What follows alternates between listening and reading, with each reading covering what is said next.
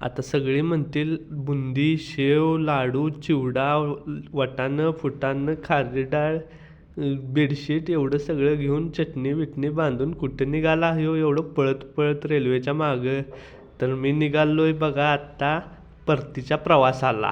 म्हणजेच आपलं गुजरातला निघालोय मी कंपनीकडं. तर अशी आमची आली ट्रेन. ट्रेनचं नाव आहे सांगली अहमदाबाद एक्सप्रेस. ही ट्रेन वीकली असते, शनिवारी असते, रविवारी पोचवत्या गुजरातला. तर मग अशी ही ट्रेन आपली आली बघा. आमचा होता S9 कोच स्लीपरचा. तिथं आपलं सामान ठेवलं आपलं नीट, खाली घातलं काश्मीरी येईल, खालचं माझंच आहे बघा. आणि झालो आडवा. आडवा झालो, जरा झोपलो. म्हणलं जरा आराम करावा, पण आराम करू वाटला नाही.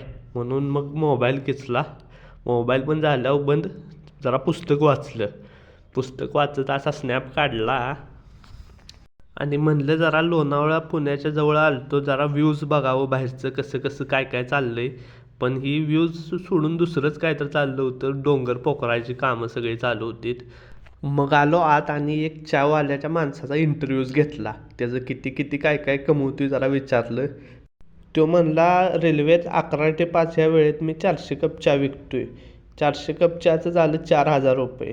निम्मी इन्व्हेस्टमेंट धरली तरी 2,000 रुपये प्रॉफिट झाला. आमच्यापेक्षा 4 गुण्यानं जास्त कमवतोय तो.